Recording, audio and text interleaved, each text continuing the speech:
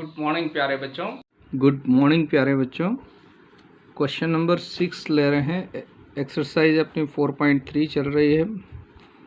ये क्वेश्चन पीसा based question है और डेली लाइफ से रिलेटेड क्वेश्चन है बच्चों। दिखने में बड़ा ज़रूर दिख रहा है लेकिन बहुत छोटा सा क्वेश्चन है ये, और आपको बहुत आसानी से समझ में भी आ जाएगा, है ना। तो मेरा ये कहना है कि जब भी क्वेश्चन बड़ा हो तो आप उसको देख के नहीं घबराना। जैसे पीसा, इसीलिए आपके लिए पीसा का जो टेस्ट चल रहा है ना, कि आपकी पढ़ने की आदत पड़े, लेकिन रहते बहुत छोटे क्वेश्चन हैं, तो इसलिए घबराना नहीं है। इन क्वेश्चन को पूरा पढ़ना है और उसको सॉल्व करेंगे तो आप बहुत अच्छा लगेगा आपको कि बहुत इजी क्वेश्चन था। If the work done bye a body on application of a constant force is directly proportional to the distance traveled by the body। इसका मतलब ये कह रहा है कि कोई भी एक बॉडी या कोई भी एक वस्तु है जिस पे अगर फोर्स लगाया है ऐसे, तो ये डायरेक्टली प्रोपोर्शनल, यानी जिस दिशा में हम फोर्स लगा रहे हैं उसी दिशा में आगे बढ़ेगी। इधर से फोर्स लगाया तो उसी डायरेक्शन में, है ना। ये फिजिक्स में आपने पढ़ चुके हैं। तो फिर आगे क्या करा, express this in the form of an equation. आपको इसकी इक्वेशन बनाना है। फिर in two variable and draw the graph. फिर उसका ग्राफ भी बनाएंगे बच्चों of the same by taking the constant force as 5 unit. Also read from the graph the work done when the distance travel by the body is 2 unit 0 and, है ना। फिर से इसको एक बार और समझा देता हूँ कि क्वेश्चन में ये कहा है कि किसी वस्तु पे फोर्स लगाते हैं तो वो क्या करा, directly proportional to the distance travel. अब इसको ऐसे समझते हैं, जैसे कोई एक कार है और कोई ड्राइवर है, वो एक कार चलाने का कार्य करता है, किराए की टैक्सी है उसकी। अगर वो टैक्सी जैसे ये 0 किलोमीटर पर खड़ी है, फिर 1 किलोमीटर 2 किलोमीटर, मैंने यहाँ दिखाया 1, है ना। तो अगर यूनिट लिखा है अभी, अपन समझने के लिए किलोमीटर समझ लो। अगर वो 1 किलोमीटर चलेगा तो कुछ काम करेगा, 2 किलोमीटर चलेगा तब भी कुछ कार्य होगा। तो कार्य होगा तो उसको पैसा मिलेगा, है ना। तो क्या करेगा, डिस्टेंस ट्रेवल करेगा तो कुछ काम होगा। अगर वो यहीं खड़ा रहेगा तो डिस्टेंस ट्रेवल नहीं होगी, तो कोई कार्य नहीं होगा, तो उसको पैसा नहीं मिलेगा। तो अकॉर्डिंग टू क्वेश्चन हमने क्या मान लिया बच्चों, इसमें कहा है the distance travel by body, यानी कार कितनी डिस्टेंस ट्रेवल करती है, तो हमने उसको x मान लिया बच्चों कि x डिस्टेंस ट्रेवल करती है। Work done by body y, है ना, ये इतने 2 किलोमीटर चलती है तो उसको इसने कुछ कार्य किया है या पैसा मिला, तो वो y हुआ। वर्क कितना हुआ उसका, y रुपीज़ मिले उसको, ठीक है ना। हम समझने के लिए x डिस्टेंस चला तो कितना रुपया मिला उसको, y। तो हमको क्वेश्चन में कहा है कि वर्क डन जो है वो डायरेक्टली प्रोपोर्शनल है डिस्टेंस ट्रेवल के। तो ये प्रोपोर्शनल साइन है बच्चों, है ना। तो वर्क डन यानी कार्य किया, तो कार्य कैसे मालूम पड़ता है कि वो डिस्टेंस ट्रेवल करी उसने। तो इसको वर्क को हमने क्या लिखा था, वाई बच्चों, है ना। Work done by body Y, और डिस्टेंस कितना चला वो एक्स। तो ये दोनों प्रोपोर्शनल है, ये चलेगा तो ये बढ़ेगा, ये नहीं चलेगा तो ये नहीं बढ़ेगा। तो प्रोपोर्शनल साइन को जब चेंज करते हैं बच्चों, आप साइंस में पढ़ेंगे, तो इसको कांस्टेंट लगा के इक्वल कर देते हैं।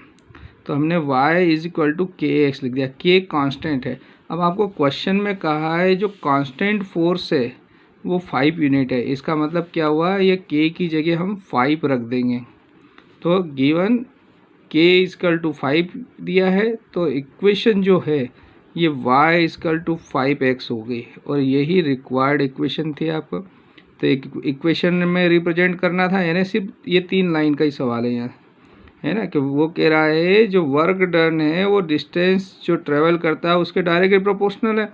प्रोपोर्शनल साइन को हटाया तो k लगा दिया, और k का वैल्यू 5 दिया है, तो ये आधे से ज़्यादा सवाल आपका लगभग यहाँ हो गया। अब वो कह रहा है ये जो वर्क किया उसने, तो उसने इसका ग्राफ बनाना है आपको, जो वर्क किया उसका ग्राफ बनाना है, और 2 आंसर भी देना है आपको। क्या आंसर देना है, देखिए ये आंसर तो अभी आपको याद हो जाए, यहीं पे दे देंगे आप। वो कह रहा है 2 यूनिट यानी कार 2 किलोमीटर चली। तो कार 2 किलोमीटर चलेगी तो यानी ये डिस्टेंस का इसे एक्स का, तो अगर यहाँ एक्स की जगह 2 रख देंगे बच्चों तो 5 टू जा 10 यूनिट, यानी उसको 10 रुपये मिलेंगे समझ लो, यानी 2 किलोमीटर चलने पे उसको 10 रुपये मिलेंगे। फिर सेकंड 0 यूनिट चलती है, डिस्टेंस कितना है, एक्स का मान 0 है। अगर यहाँ पर 0 यानी कार चलती नहीं वहीं खड़ी है तो क्या उस ड्राइवर को पैसा मिलेगा, क्योंकि 0 का 5 पे मल्टीप्लाई करेंगे तो 0 ही आएगा ना, तो उसको कोई अमाउंट नहीं मिलेगा। तो ये दोनों का आंसर आ गया। अगर वो 2 यूनिट चलती है तो 10 आंसर आएगा, अगर 0 यूनिट चलती है तो 0 आंसर आएगा बच्चों। ठीक है, अब इसका ग्राफ बनाने के लिए हम टेबल बना लेते हैं। तो टेबल के लिए सिर्फ 2 सॉल्यूशन रिक्वायर्ड चाहिए हमको। तो हमने क्या रख दिया प्यारे बच्चों, एक बार 0 वैल्यू पुट करी मैंने, x की जगह 0, तो 5 इंटू 0 तो 0, y का वैल्यू भी 0, x का वैल्यू 0 तो y का वैल्यू भी 0। अब x का वैल्यू अगर मैंने 1 रख दिया तो 5 1 जा 5, और x की जगह मैंने 2 रख दिया तो 5 2 जा 10। मैंने 3 सॉल्यूशन निकाले, वैसे मिनिमम आपको 2 सॉल्यूशन रिक्वायर चाहिए, यहाँ लिख भी दिया है मैंने। We putting the 2 different value of x in equation first we get 2 different value of y, minimum 2 value चाहिए है ना एटलीस्ट। तो अब इसको ग्राफिकली देख लेते हैं हम बच्चों। प्यारे बच्चों मैंने इसका ग्राफ तैयार कर दिया आपके लिए। देखिए टेबल में x का वैल्यू 0 रखा था तो y का वैल्यू 0 मिला, x का वैल्यू 1 रखे हैं हम तो y का वैल्यू 5 मिला, x का वैल्यू 2 रखे थे तो y का वैल्यू 10। तो ये टेबल हमने बनाई थी। ये पॉइंट्स अगर प्लॉट करते तो x का वैल्यू 0 तो y का वैल्यू 0, तो पॉइंट फर्स्ट पॉइंट यहाँ पर आएगा बच्चों। फिर x का वैल्यू 1 तो y का वैल्यू 5, x का वैल्यू 1 तो y का, अच्छा स्केल हमने है ना, चूँकि इधर 1 ये 5 टाइम्स है तो स्केल हमने क्या ले ली 1 एक्स एक्सिस पे तो 1 सेंटीमीटर इक्वल टू 1 यूनिट लिया, लेकिन इसको 1 सेंटीमीटर 5 यूनिट ले रहे हैं इधर किधर वाई एक्सिस। ये स्केल का ध्यान रखिएगा। तो देखिए x का वैल्यू जब 1 है तो y का वैल्यू 5, तो 1 5 यानी ये वाला पॉइंट आएगा। तो और हम कार्टेशियन प्लेन में कैसे x को पहले डिनोट, x कोऑर्डिनेट पहले आएगा y बाद में, तो पहला पॉइंट ये आया, सेकंड ये आया, थर्ड x का वैल्यू 2 है तो y 10 है तो ये 2 10, ये थर्ड पॉइंट आया। तो 1 2 3 इन तीनों को हमने क्या कर दिया बच्चों, ज्वाइन करके एक लाइन ड्रा कर दी है ना। तो ये जो लाइन है ये इसका ग्राफिकल रिप्रेजेंटेशन, और चाहे तो हम यहाँ पर y इक्वल टू 5x इस इक्वेशन को भी लिख देते हैं। ये इक्वेशन हो गई। अब उसने 2 क्वेश्चन पूछे थे, ग्राफ के द्वारा आपको बताना था आंसर, तो वो ऐसे भी दे सकते। वो कह रहा है अगर डिस्टेंस जो है यानी x अक्ष पे वो 0 यूनिट चलता है यानी डिस्टेंस x से डिनोट करें तो x का वैल्यू 0, तो वर्क डन भी कितना हुआ 0, y में भी वर्क बिल्कुल नहीं हुआ ना। फिर सेकंड समझिए, अगर वो 2 यूनिट चलता है x, ये डिस्टेंस कितना चलता है 2 यूनिट, तो कितना वर्क होता है, तो 2 यूनिट चलता है तो इधर देखते हैं तो y कितना आता है 10, तो ये 10 यूनिट। तो ग्राफ से भी क्लियर हो रहा है बच्चों, जब 0 यूनिट चलेगा काम करेगा ही नहीं तो पैसा मिलेगा ही नहीं। अगर 2 किलोमीटर कार से चला तो उसको 10 रुपये मिले, समझ गए ना। तो ये ग्राफिकल रिप्रेजेंटेशन हुआ। तो बच्चों हमने यहाँ लिख दिया we observe from the graph, graph से भी हमको क्या दिख रहा है, जब 2 यूनिट चलता है, डिस्टेंस 2 यूनिट चलता है तो वर्क डन बाय बॉडी कितना हो जाएगा 10 यूनिट, यानी y का वैल्यू कितना आ जाएगा हमारे पास 10 यूनिट। अब और when distance travel 0 unit then work done by body y equal to 0 unit, यानी काम नहीं करेगा तो उसको कोई पैसा नहीं मिलेगा। 2 किलोमीटर चला काम करा तो 10 यूनिट। तो ये बहुत इजी क्वेश्चन है बच्चों, एक बार और देख लीजिए उसने क्या कहा इस पूरे क्वेश्चन में कि जो ये गाड़ी है जो चलती है तो डिस्टेंस जो वर्क होता है उसके डिस्टेंस के प्रोपोर्शनल है।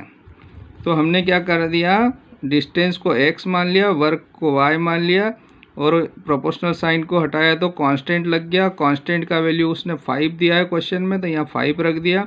तो ये एक फर्स्ट पूछा था कि इक्वेशन बनाइए, तो एक इक्वेशन बन गई। फिर इसका ग्राफ बनाना था, ग्राफ बना दिया हमने।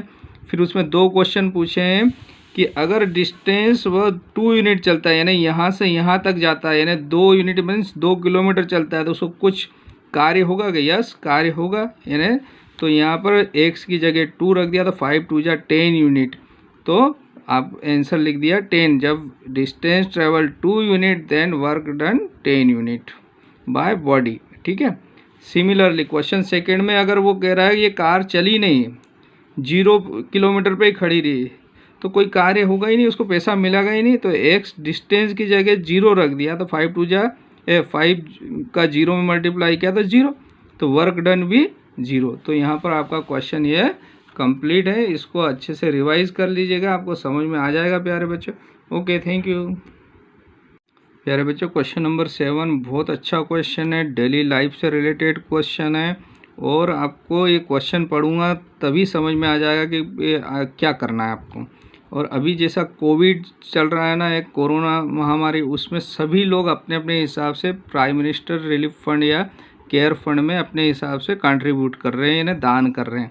वही बात को इस क्वेश्चन में कहा गया।